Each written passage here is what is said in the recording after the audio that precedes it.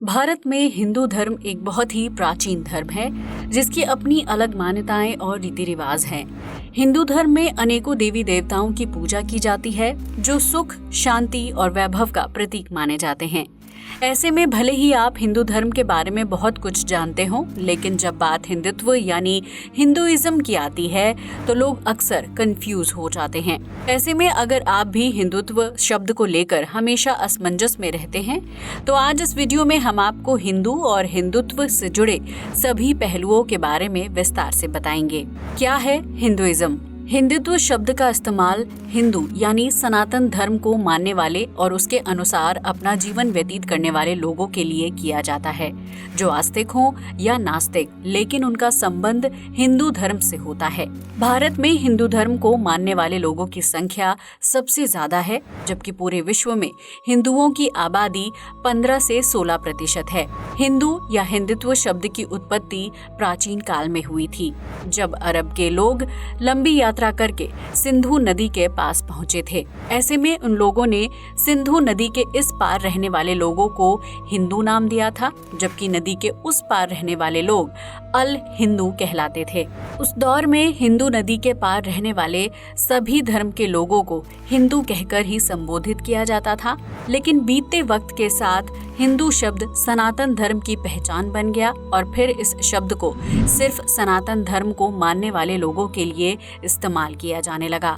वहीं सन 1816 से 1817 के बीच हिंदू शब्द को एक अन्य नाम मिला, जब राजा राम मोहन राय ने पहली बार हिंदुत्व शब्द का इस्तेमाल किया। इस दौरान भारत में अंग्रेजों की हुकूमत चलती थी, जिन्होंने सनातन धर्म का पालन करने वाले लोगों को हिंदुत्व कहना शुरू कर दिया था। इस हिंदुत्व शब्द से भारत में रहने वाले मुस्लिम, सिख और ईसाई जैसे धर्मों का पालन करने वाले लोगों को दूर रखा गया था। इस तरह भारत में सनातन धर्म मानने वाले लोग हिंदू बन गए और पूरे विश्व में उनकी पहचान हिंदुत्व शब्द से की जाने लगी थी, जिसकी वजह से ये शब्द वर्तमान में सिर्फ हिंदुओं के लिए इस्तेमाल किया जाता है। हिंदू धर्म की मान्यताएं। हिंदू धर्म भले ही देखने में आसान लगता है, लेकिन इसे समझ पाना उतना ही मुश्किल है। हिंदू धर्म में ऐसी बहुत सी मान्यताएं हैं जिनके बारे में शायद ही आपने कभी सुना होगा। हिंदू धर्म में अनेकों वेद पुराण हैं, जिन्हें प्राचीन काल में ऋषि मुनियों द्वारा लिखा गया था। ये वेद पुराण हिंदू या सनातन धर्म के लोगों को जीवन जीने के लिए मार्गदर्शन देते हैं, जबकि इसमें जन्म से लेकर मृत्यु और उसके बाद होने वाली घटनाओं के बारे में भी पूरी जानकारी होती है। हिंदू धर्म की सभी मान्यताएं पुरुषार्थ पर टिकी हुई हैं, जिसमें मनुष्य रूपी जीवन से जुड़ी सभी जानकारी है। पुरुषार्थ को मुख्य रूप से 4 भागों में विभाजित किया गया है, जिसमें धर्म, अर्थ, कर्म और मोक्ष शामिल हैं। इन्हीं 4 मान्यताओं पर इंसान का जीवन टिका हुआ है, जिसे सनातन धर्म को मानने वाले लोगों को पालन करना होता है। धर्म। पुरुषार्थ के अनुसार व्यक्ति को सबसे पहले अपने धर्म का पालन करना चाहिए। यहाँ धर्म से तात्पर्य अपने जीवन के लिए जरूरी कर्मों को निर्धारित समय पर पूरा करना है। अगर व्यक्ति अपने जीवन में सभी कामों को समय पर पूरा करे तो उसे किसी भी चीज को सोचने और समझने की अनोखी शक्ति प्राप्त होती है, जिसकी मदद से वो सही और गलत के बीच आसानी से चुनाव कर सकता है। धर्म का पालन करने वाले व्यक्ति को कभी भी प्रकृति के नियमों के विरुद्ध काम नहीं करना चाहिए, क्योंकि इससे होने वाली हानि से खुद इंसान भी नहीं बच सकता है। धर्म के अनुसार हर व्यक्ति को अपने जीवन में ऐसे काम करने चाहिए जिससे दूसरे व्यक्ति का भला हो सके और उसके जीवन की कठिनाइयां कम हो। धर्म के मुताबिक किसी व्यक्ति को परेशान करना या उसकी चीजों पर अपना अधिकार स्थापित करना गलत होता है, जिसकी वजह से व्यक्ति को मृत्यु के बाद मोक्ष प्राप्ति में मुश्किलों का सामना करना पड़ता है। पुरुषार्थ के अनुसार जो व्यक्ति अपने नियमित कार्यों को पूरा करते हुए धर्म के मार्ग पर चलता है, वो मोक्ष प्राप्त की तरफ रोजाना एक कदम आगे की तरफ बढ़ता है। अर्थ। पुरुषार्थ के दूसरे अध्याय को अर्थ के नाम से जाना जाता है, जिसके अंतर्गत वो सभी भौतिक वस्तुएं शामिल हैं जिनका इस्तेमाल इंसान अपनी रोजमर्रा की जिंदगी को व्यतीत करने के लिए करता है। इन भौतिक वस्तुओं में रोटी, कपड़ा और मकान समेत वो सभी चीजें शामिल हैं जो एक स्वस्थ जीवन को व्यतीत करने के लिए जरूरी होती हैं। पुरुषार्थ के अनुसार धर्म का पालन करते हुए व्यक्ति को अपने जीवन को व्यतीत करने के लिए भौतिक वस्तुओं की प्राप्ति करनी चाहिए और इसी क्रिया को जीवन का अर्थ माना जाता है। ऐसे में अगर कोई व्यक्ति अपने जीवन के अर्थ को प्राप्त किए बिना आगे बढ़ता है तो उसे कभी भी शांति और संतुष्टि का एहसास नहीं होता है। ऐसे व्यक्ति आलस और लालच से भरे हुए होते हैं, जिसकी वजह से उनके मन में हमेशा दूसरों के लिए जलन और चिढ़ की भावना पनपती रहती है। इसलिए जो व्यक्ति अपने धर्म का पालन करते हुए अर्थ की प्राप्ति करता है और अपने परिवार की भौतिक जरूरतों को पूरा करता है, उसका मोक्ष प्राप्ति रास्ता और भी आसान हो जाता है। काम। पुरुषार्थ का तीसरा भाग काम है, जो मनुष्य रूपी जीवन को व्यतीत करने के लिए बेहद जरूरी है। जब कोई व्यक्ति अपनी भौतिक जरूरतों को पूरा करने के लिए काम करता है तो उसकी इच्छाएं और हर तरह की मनोकामनाएं जरूर पूरी हो जाती हैं। वहीं जो व्यक्ति किस्मत के भरोसे बैठकर सिर्फ दूसरों की कमाई पर जीवन व्यतीत करना चाहता है, उसे जिंदगी में कुछ भी हासिल नहीं हो पाता है। यही वजह है कि बेहतर जीवन व्यतीत करने के लिए इंसान का काम करना जरूरी है, ताकि उसे अपनी जरूरतों की पूर्ति के लिए किसी दूसरे व्यक्ति या खुद अपने माता पिता के धन पर निर्भर ना रहना पड़े। मोक्ष। पुरुषार्थ का चौथा और आखिरी भाग है मोक्ष, जो इंसान के जीवन का भी आखिरी चरण होता है। मोक्ष प्राप्ति के लिए ही इंसान अपने जीवन में धर्म, अर्थ और काम का नियमित रूप से पालन करता है, ताकि मृत्यु के बाद उसे ईश्वर के समीप जाने का मौका मिले। मोक्ष प्राप्त करने वाले व्यक्ति की आत्मा मृत्यु के बाद भी अमर रहती है और इस ब्रह्मांड में घूमती रहती है, जिसे ना तो जन्म की खुशी होती है और ना ही मृत्यु का भय। ऐसे में जो व्यक्ति अपने जीवन को पुरुषार्थ के अनुसार व्यतीत करता है, उसे कभी भी किसी प्रकार की कठिनाई का सामना नहीं करना पड़ता है।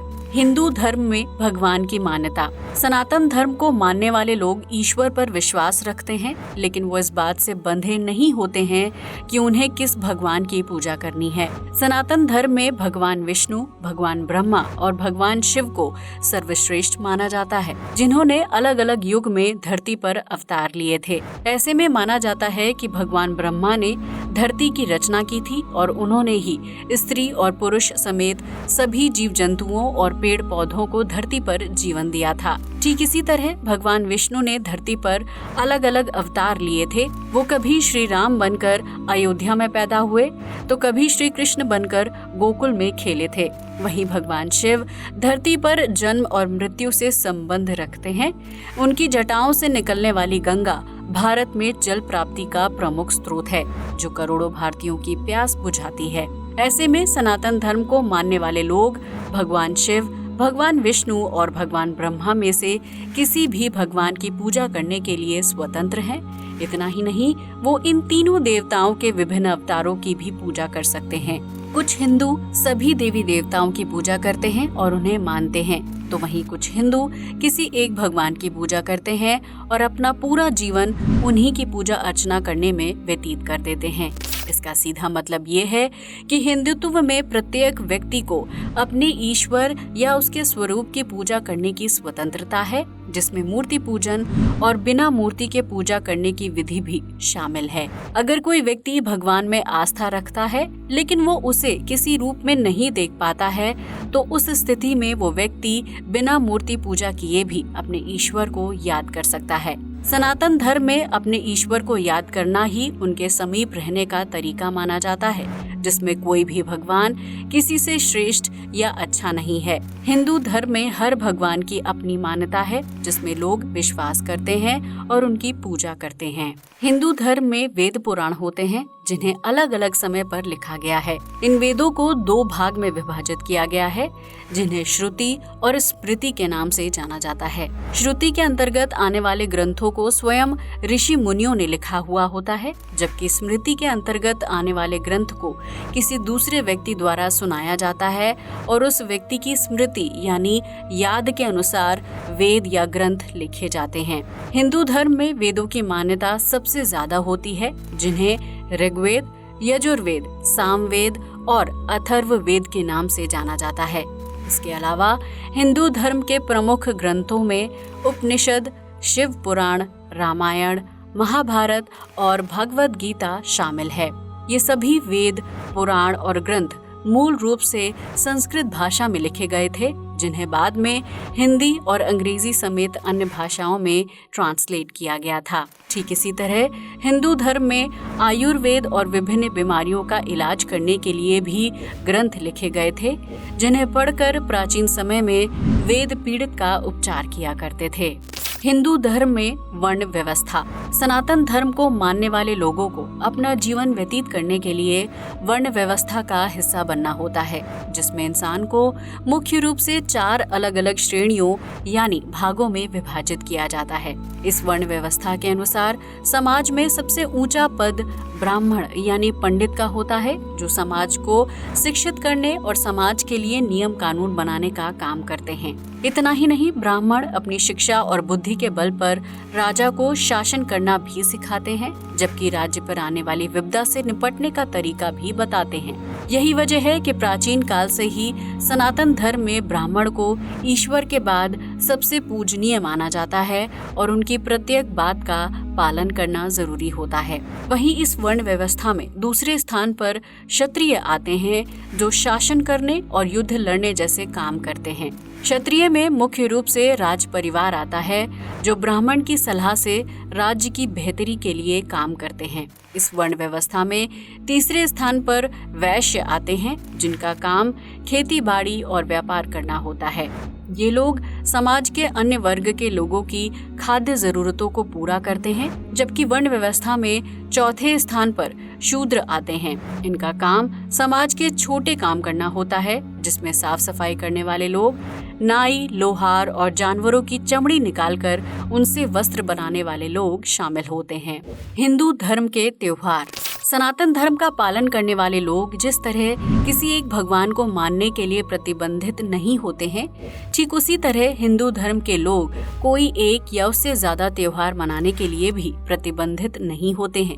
हिंदू धर्म में मुख्य रूप से होली, दिवाली, दशहरा, नवरात्रि, शिवरात्रि, रक्षाबंधन, भाई दूज समेत कई प्रकार के त्योहार मनाए जाते हैं, जो कहीं न कहीं देवी देवताओं से जुड़े हुए होते हैं। हालांकि इन त्योहारों को मनाने या ना मनाने की इच्छा पूरी तरह से हिंदू धर्म के लोगों पर निर्भर करती है, जिसकी वजह से वो अपनी मर्जी से त्योहार मना सकते हैं या फिर उसे छोड़ भी सकते हैं। हिंदू धर्म में परिवार में किसी की मृत्यु होने पर त्योहार ना मनाने की परंपरा का पालन किया जाता है, क्योंकि तीज त्योहार खुशी का प्रतीक होते हैं और ऐसे में किसी व्यक्ति को मृत्यु हो जाए तो उस व्यक्ति के परिवार के लोगों को 13 दिन तक शोक मनाना होता है। इसी तरह कई जगहों पर सनातन धर्म को मानने वाले लोगों के त्योहारों में विभिन्नता देखी जाती है, जो उस जगह या इलाके में रहने वाले लोगों की मान्यताओं पर निर्भर होता है।